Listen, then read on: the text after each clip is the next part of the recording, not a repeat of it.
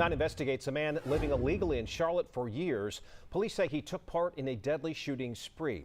It's the latest development in a case that we've been investigating for a week now. Channel 9's crime reporter Hunter Sines uncovered one of the shooting spree suspects was ordered to leave the country years ago. Hunter? Scott, according to the Executive Office for Immigration, Carlos Roberto Diaz was ordered to be removed from the country by an immigration judge here in Charlotte back in 2022. As we know, he was never deported, instead accused in a random crime spree last week. And tonight, we've learned new details on how he was allowed to stay here for so long. It's a case that shows the complexities and gaps of U.S. immigration policy. Sources say this man, 18-year-old Carlos Roberto Diaz, was first intercepted at the U.S.-Mexico border back in 2019.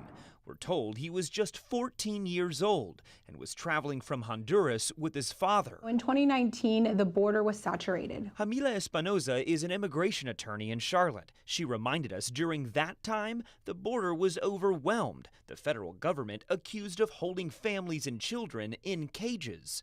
Sources tell me Roberto Diaz and his father were released at the border, allowed into the U.S., likely because his father was traveling with a minor and a lack of bed space. So they would allow you to enter the United States, and then you would be eventually sent a notification from the court that you have court. But in September of 2022, Carlos Roberto Diaz was due in immigration court here in Charlotte. That's where a judge decided he needed to be removed and deported back to Honduras. But it's unclear if he showed up to that hearing. Espinoza says 3 things could have happened. 1, he never received a notice for the hearing. Or perhaps he showed up, was told to be removed, but wasn't seen as a priority for ICE.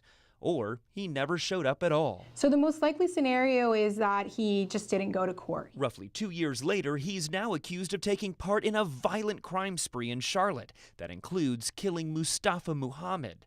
Espinoza says it reinforces the calls for immigration reform, no matter your politics. Many people confuse immigration reform with open borders. Everyone gets to come in. No, we want them to at least make the legal process easier. Jamila Espinoza tells me ICE would have never been sent to go after Roberto Diaz because he had no known previous arrest or convictions here. Therefore, he likely wasn't seen as a priority to them. Scott, I have made a Freedom of Information Act request asking for a copy of the transcript from that court hearing. That would tell us whether he attended it. Scott? We know you'll continue to investigate. Hunter, thank you.